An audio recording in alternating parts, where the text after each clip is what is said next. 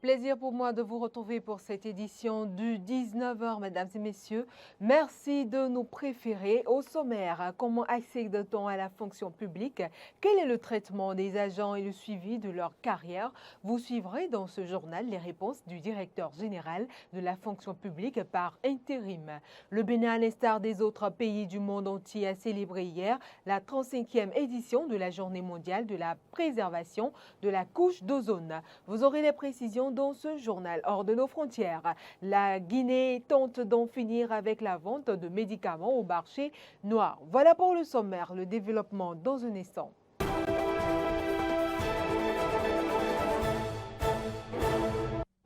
Le Bénin, à l'instar des autres pays du monde entier, a célébré hier la 35e édition de la Journée mondiale de la préservation de la couche d'ozone. Une cérémonie présidée par le ministre du Cadre de vie a marqué la célébration. L'accent a été mis sur la menace que représente la dégradation de la couche d'ozone. Clémence Tonoucoin pour plus de détails. La célébration de la Journée mondiale de la préservation de la couche d'ozone vise à faire un plaidoyer auprès des cibles impliquées, notamment les acteurs de froid et de climatisation et les consommateurs des appareils frigorifiques, en vue d'une prise de conscience vis-à-vis de cette précieuse couche. Pour une synergie d'action propice à la protection de la couche d'ozone et à la sauvegarde de l'environnement, la présente édition est placée sous le thème « Protocole de Montréal », une coopération mondiale pour protéger la vie sur Terre. Le ministre du Cadre de vie et du Développement durable donne sa compréhension du thème et parle des actions que mène le Bénin. La compréhension que j'ai de ce thème est qu'il faut une coalition mondiale. Il ne faut pas des actions individuelles, à la limite nationale, même pas continentale. Mais tant que le monde entier ne sera pas mobilisé, il nous sera impossible de gagner le combat. S'il y a un trou dans la couche d'ozone, qui soit sur la tête des Canadiens ou des Américains ou des Chinois, quelque part, le Bénin sera touché. Depuis des années, nous faisons la lutte, nous renforçons les capacités des uns et des autres, à commencer par les techniciens du froid à tous les niveaux, par les administrations qui sont chargées de contrôler l'entrée des fluides frigorigènes dans notre pays. C'est une action conséquente, soutenue, avec beaucoup de suite dans les idées. Si le ciel avait les prolongements de nos frontières, je pense que le Bénin serait déjà à l'abri de cette menace. Malheureusement, ce n'est pas le cas. L'environnement n'a pas de frontières.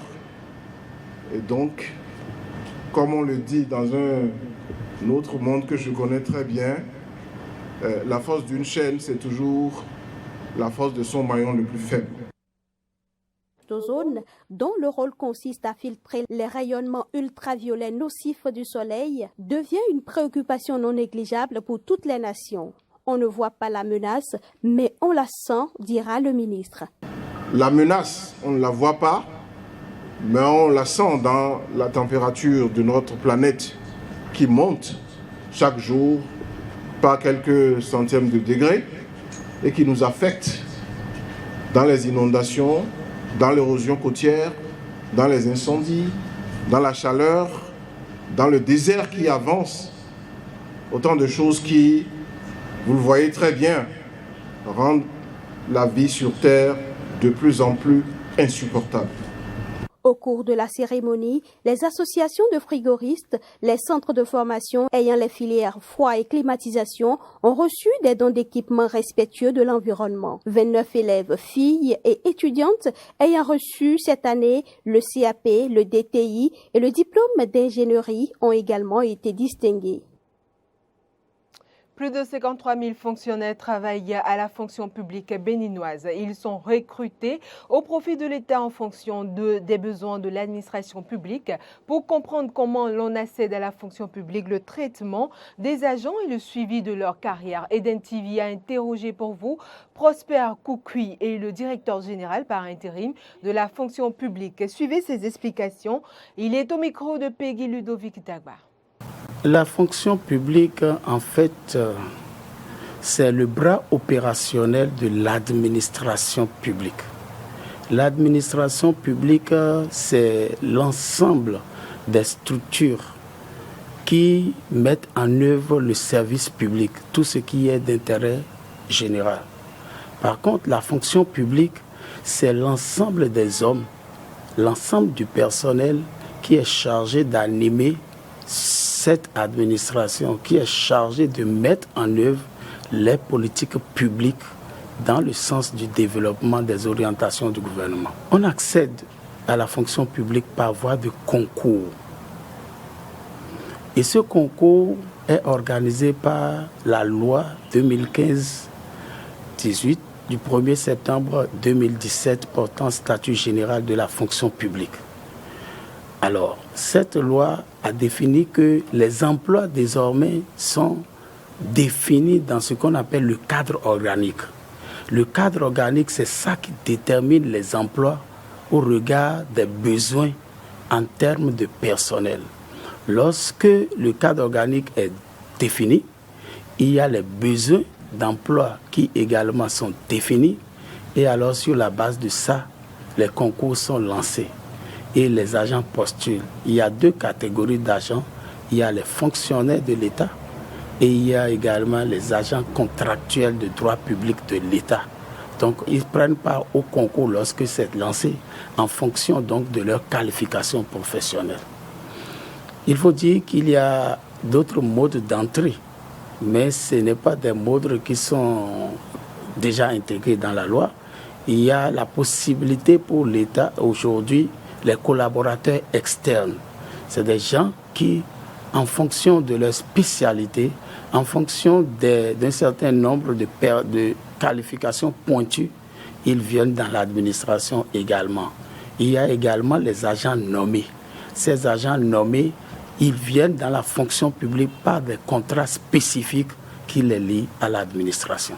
Lorsque l'agent de l'État est recruté, tout de suite, il y a une prise en charge. Il est pris en charge et il est mis à disposition par une lettre et il va prendre service. Quand il prend service, tout de suite au niveau sectoriel, au niveau de son ministère, les services des ressources humaines les prennent et leur indiquent là où ils doivent travailler. Sur la base de ça, ils constituent un dossier, le dossier d'engagement ou le dossier de nomination de l'agent, qui permet donc de commencer par suivre sa carrière, puisque enregistré, recruté dans un corps, il évolue dans ce corps. Il évolue suivant ses mérites. Et quand il est pris en charge comme ça, on suit donc sa carrière par rapport à cette évolution.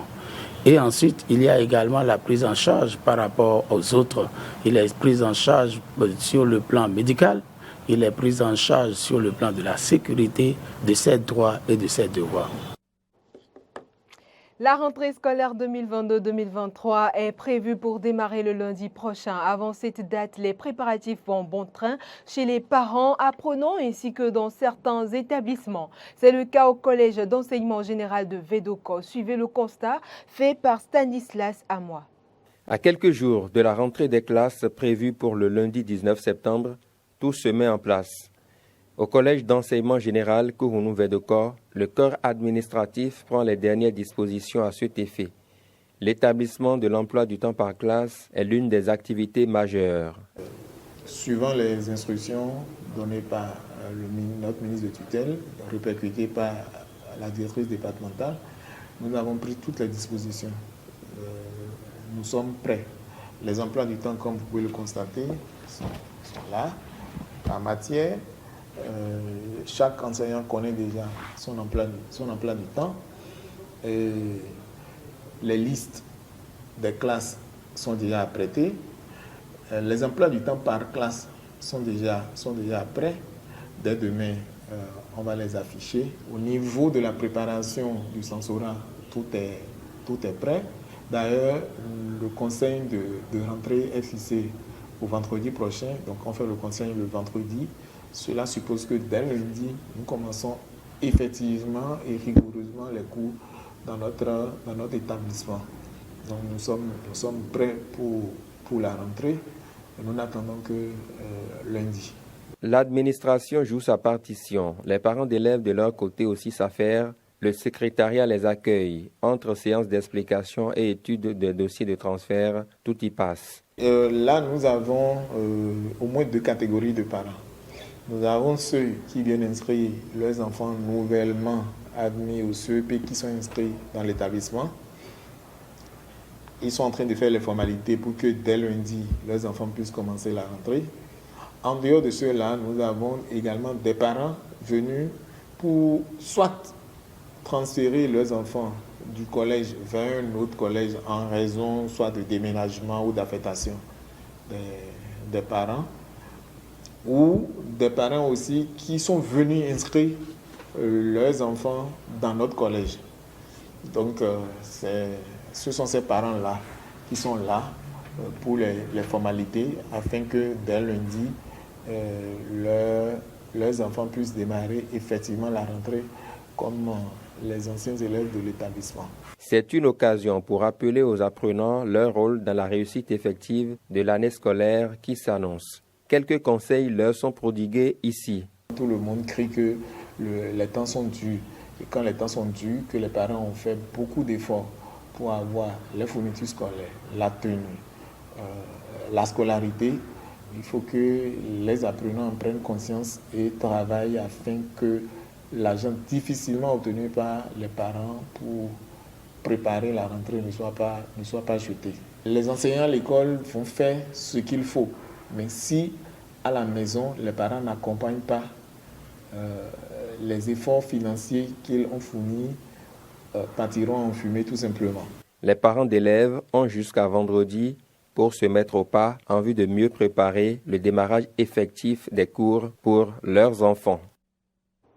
Hors des territoires béninois, à présent, la capitale haïtienne a connu une nouvelle journée mouvementée, marquée par des scènes de pillage et d'incendie. La population est descendue dans les rues pour cracher sa colère après la décision du gouvernement d'augmenter le prix du carburant et réclamer le départ du Premier ministre Ariel Henry.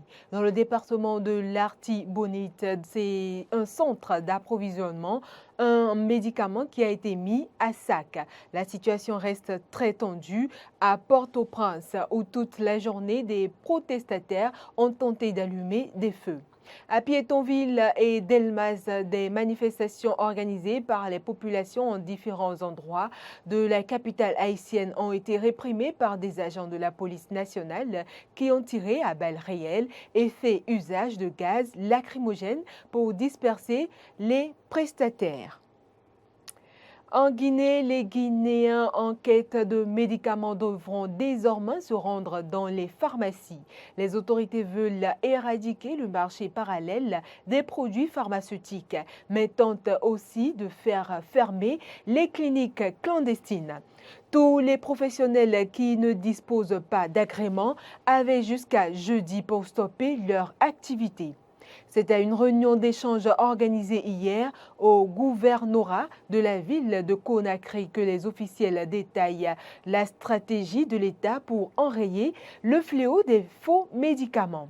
Beaucoup de Guinéens ont l'habitude d'acheter au marché noir. L'État est prêt à prendre le relais. Des mesures d'accompagnement doivent permettre l'installation de jeunes pharmaciens dans les préfectures où il n'y a pas de point de vente privé. Et puis en Afrique du Sud, le président américain John Biden a vanté hier le partenariat essentiel entre les États-Unis et l'Afrique du Sud en recevant son homologue Cyril Ramaphosa sans dissiper toutes les divergences à propos de l'Ukraine. Il a dit vouloir entendre ses relations économiques et a déclaré que sa conversation avec le président américain porterait aussi sur la stabilité et la sécurité internationale en faisant référence aux attaques djihadistes au Mozambique, pays frontalier. Aucune mention dans ce bref échange devant les journalistes de l'Ukraine, alors que l'Afrique du Sud est restée neutre depuis le début de l'invasion de la Russie et a plusieurs fois indiqué qu'elle ne se soumettrait à aucune pression occidentale pour condamner le régime de Vladimir Poutine. John Biden, qui jusqu'ici ne s'est pas rendu sur le continent, organise en décembre à Washington un grand sommet avec des dirigeants africains. Mesdames et messieurs, c'est tout pour cette édition. Vous pouvez désormais nous suivre via notre application Eden TV, Diaspora FM, téléchargée sur Play Store et App Store. Et l'information se poursuit sur également nos différentes plateformes, YouTube, Facebook et Twitter, et sur notre site internet www.benin-eden.tv. Merci de votre attention.